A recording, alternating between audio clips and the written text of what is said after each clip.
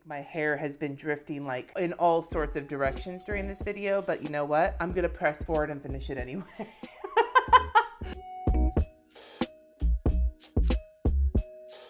Today, I was going to film a plan with me, like my usual Erin Condren hourly plan with me. I didn't, because this last weekend, I had a really bad time with my health, and I'm still not feeling great, but I felt really compelled to make this video today. Basically, what I want to talk about is planning when you have a chronic illness. Now, this could encompass, chronic disease. This could encompass anxiety. This could encompass chronic pain issues. Like, it doesn't have to be a disease.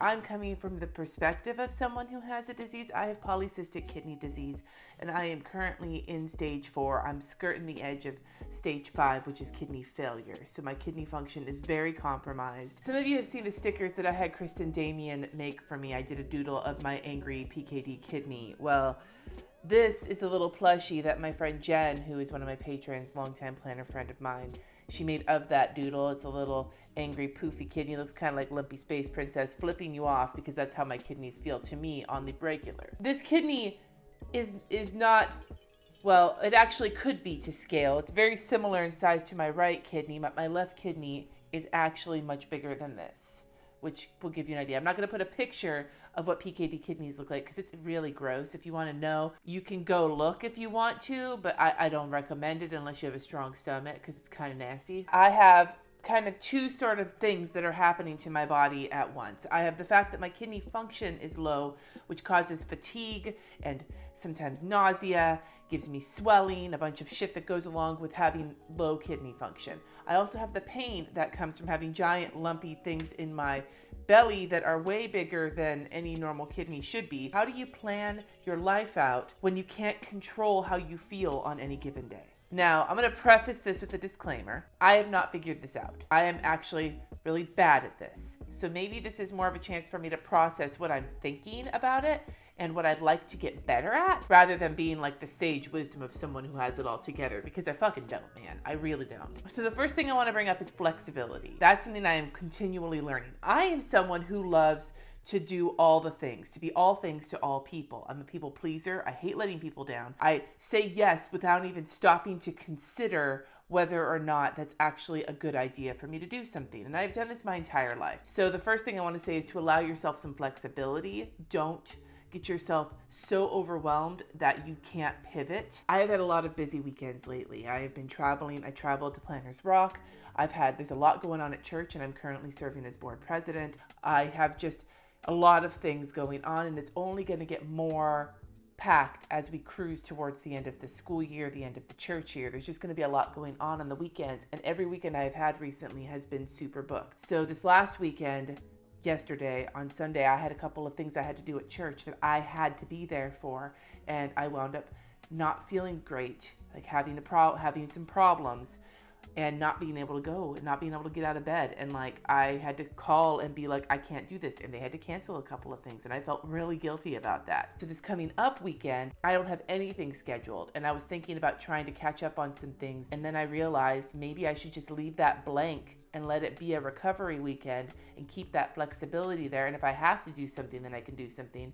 But my body is obviously telling me that I need to take a step back, and I have not been listening, and now I'm feeling the repercussions of it. So that flexibility is something that I am trying to intentionally, God, I hate that word, but I am trying to intentionally build that into my schedule while still maintaining at least the things I need to maintain. This feels like a ramble. This is a rambly video, and I apologize. Not really, though. There is some conventional wisdom in productivity circles where you need to block your time out every day and see where your time is going, which is something I sometimes try to do. If you can't guarantee how you're gonna feel on any given day, then you can't really be great at scheduling everything all the time, from wake up to going to sleep.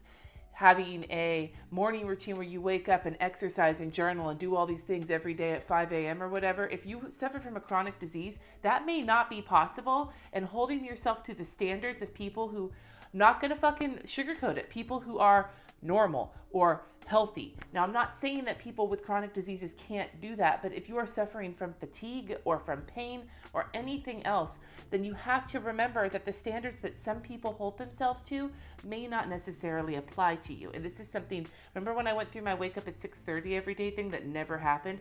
I am struggling to get out of bed before 8 a.m. and I'm trying to, but I'm so fatigued lately that I just can't do that. And I'm trying to get better little by little, but trying to say that, yeah, I'll get up before the sun rises and do some exercise and all these things. Like, exercising hurts right now for me because my kidneys bounce up and down. So it's like, why am I putting these expectations on myself to make my schedule look a certain way? Because that's what all of the experts say you're supposed to do. Maybe that's a tip, is to separate yourself from what the experts are saying and listen to your body and see what your body is saying to you. And on that note, and on the note of time blocking, and it's something that I incorporated into my time tracker over the past few months, which, side note, we'll talk about this in my bullet journal video later in the week, but I'm going to ditch my time tracker for a little while, and I'll talk more about that then. But this video right now has a lot to do with the feelings I'm feeling, has a lot to do with my time tracker at the moment. I added in a color for recovery. Not recovery from exercising, recovery from life. A chance to know I can put in some time every day to go lay down and maybe still be on my phone doing some work, or maybe be on my laptop in bed doing some work, or maybe not, maybe just watching TV or snuggling the cat or listening to a podcast or taking a nap, but some downtime for my body to recover and rest before it gets so bad that I need a week to recover and rest. So build yourself in some recovery time if that's something that you're able to do, even if it's a little bit of time, and then try not to feel guilty about it. When you have a chronic disease, chronic illness, pain, whatever, you may feel so inclined to track all of the things. If I really wanted to, I could track. Let's see, I could track taking all of my meds, I have many meds, taking all my meds, tracking my pain, tracking my mood, tracking my blood pressure, tracking the size of my swelling, tracking whether or not I followed my renal diet. That'd be a shitty tracker to look at. But like, all of these things I could track. I don't feel the need to track all of them. The only thing I specifically feel the need to track is my pain levels, specifically pertaining to the days I have really bad days and the days I need to use painkillers, which is what I'm doing in my urine pixels currently. And then my blood pressure, which I'm not so great at, but it's mostly because I'm not great at remembering to actually take it every day. I don't track taking my meds unless it's a new med I'm not used to, because I'm so used to taking them that I don't need to. I know I take them every day. Tracking that just seems like extra fluff. So don't feel that just because you have all these things going on in your body that you have to track all of them, because then you might get so overwhelmed in the tracking that you don't actually pay attention to the other things you could be doing. If you have limited energy to put towards things, make sure that the things you're putting your energy towards are the most important to you, which I guess is my next point. Look at everything you're doing, all of the commitments you have, work, community things, volunteer things you do, things with your kids, things with your family, things with your friends, all the different things that you do. Look at those and try and figure out which one of them are most important to you, which ones are most important to your life, and which ones you might be able to trim away if you need to. That's the area I'm kind of starting to head into. I am so overcommitted right now, and I have always been. As I cruise towards what will eventually be dialysis and hopefully a transplant, I need to remember that when I get to that point, I'm not going to be able to do all of the things I once did, because dialysis takes a shit ton of fucking time out of your life. Like, you have to decide what it is you want to do. What can you give your limited time and energy to? And I'm going to have to really take a hard look at that and figure it out. I can't really drop a lot of my commitments right now as much as I would like to. I really can't. I need to get through the next few months. And once that's done, before I recommit myself to things, I need to stop and really evaluate what is important to me and what is also important, but maybe can be done by somebody else, if that makes sense. And I know that there are not always things you can't necessarily give up work or give up, your kids' activities. Like, you can't necessarily do that, but in any place where you might be able to adjust how much time you commit to something or how much energy you commit to something, I suggest to you and to me, take a look at that and decide really, really what is realistic for you. I guess the final thing I want to talk about, and this is something that shows up in my planner all the time, if you look on my Instagram and my previous videos, if your life just takes a dump on you because you're feeling shitty and you don't go through and finish your planner decorating or whatever, don't feel bad about it. If you have to back out of something because your body is saying stop. I just got terrified by the mailman, and I think my hair has been drifting like in all sorts of directions during this video, but you know what? I'm gonna press forward and finish it anyway.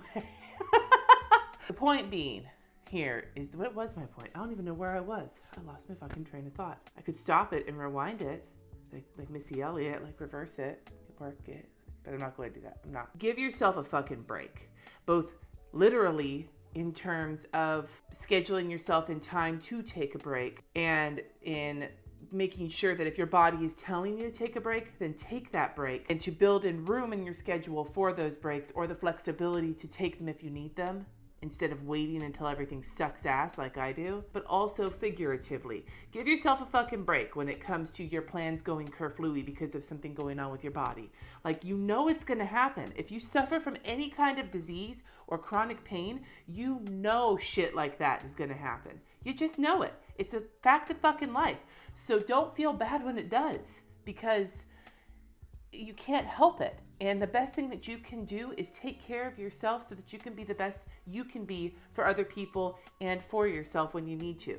You can't be any good to anybody if you aren't taking care of yourself. This is something that people tell me all the time, and I'm still not great at. So maybe I wanted to make this video today to reiterate that to those of you out there at all, but especially in the planning community where so much of our life is built around looking and trying to be as productive and organized as we can, that when you have something like a chronic disease, it makes it all the more difficult because it tends to throw a monkey wrench.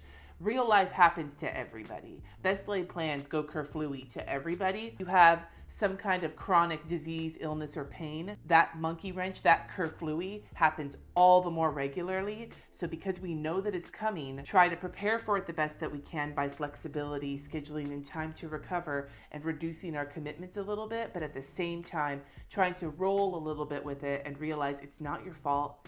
It really isn't.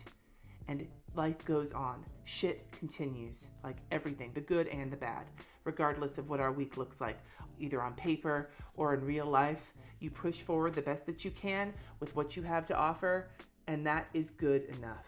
So just remember that. And I'm going to try to as well, because I really, really, really am not good at any of these things. And if I can keep trying, I hope you can too. Please share your insights, whether you have advice or whether you're looking for advice, down in the comments below, so we can all support each other as we travel through this journey of trying to plan our lives, embrace our mistakes, be the best that we can be, while also remembering that we have to take care of ourselves the best that we can. Thank you so much for watching. Subscribe if you haven't already, and I will see you next time.